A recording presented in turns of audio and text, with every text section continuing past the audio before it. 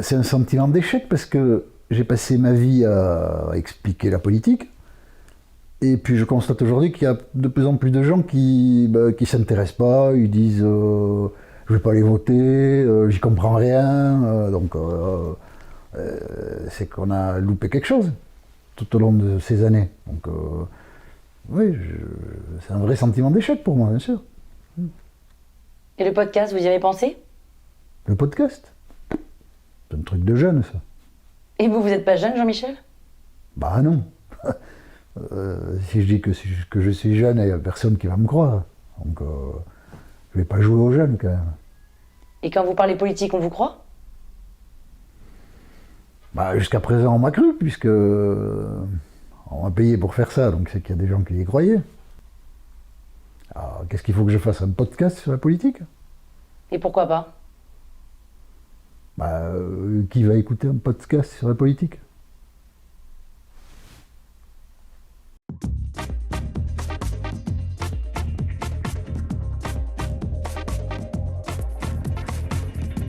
On ne peut pas s'abandonner à la frustration et à la colère et donc s'abstenir. Bien sûr, la politique, c'est toujours décevant. Pas toujours d'ailleurs, c'est souvent décevant. Mais il faut aller voter. Sinon, comment la démocratie va continuer à fonctionner? Si les gens ne votent... Jean-Michel, souriez un peu.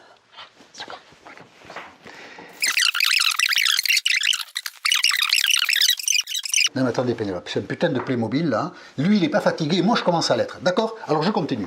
Donc il faut aller voter. C'est clair, non? En fait. Voilà, vote, espèce d'andouille.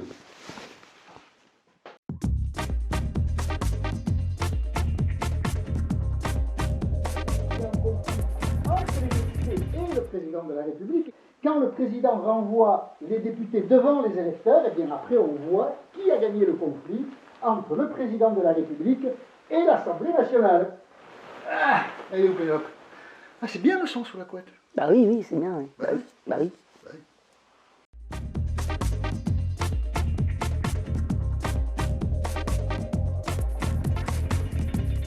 Le président de la République a beaucoup de pouvoir en France, beaucoup plus que ses homologues à l'étranger. C'est la Constitution qui nous dit ça. Article 13. Le président de la République nomme en Conseil des ministres...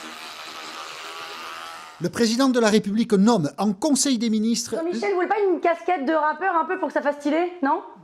Non, merci Pénélope, merci. Le président de la République nomme en Conseil des ministres les recteurs, les préfets... Et un chapeau un peu... plante. Non? Non, ça va, merci. Ça va. Le président de la République nomme en Conseil des Jean-Michel, ministres... vous préférez laquelle, la bleue ou la bleue? La bleue, Pénélope. Ah! Le président de la République nomme en Conseil des ministres les préfets, les recteurs... Jean-Michel, je fais du riz à midi, d'accord? Ça va être trop bon! Le président de la République nomme en Conseil... Les recteurs... Ah, fais chier, Pénélope! Pardon!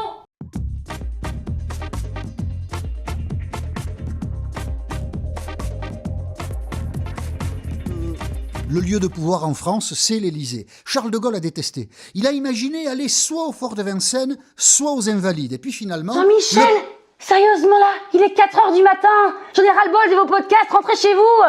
Je dors, merde! Charles de Gaulle a imaginé déménager l'Élysée soit au fort de Vincennes, soit aux Invalides. Et puis finalement, le projet n'ayant pas abouti, il est resté là. Et ceux qui lui ont succédé... Tout ça fait... Qu'est-ce que vous pensez de mon nouveau chapeau? Merde, putain, sa mère! Excusez-moi. Hey, le son sous la couette, c'est très bien. Bah oui, bah, ça fait 6 mois que je vous le dis. oui. Bah oui. Tous ceux qui lui ont succédé sont... C'est ça être citoyen. Jean-Michel!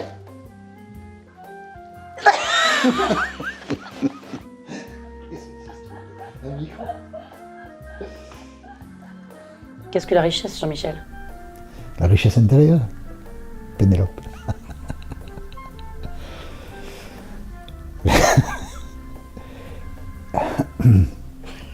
Alors la formule ne veut pas dire grand... café? Non, merci Pénélope. Ok. Merci. Changez là. Non, attendez Pénélope, c'est un putain de Playmobil là, je m'en fous, d'accord? Là. Le président de la République nomme en Conseil des ministres Les recteurs... Ah, fais chier, Pénélope! Pardon. Allons, enfants de la patrie. C'est un beau titre, non?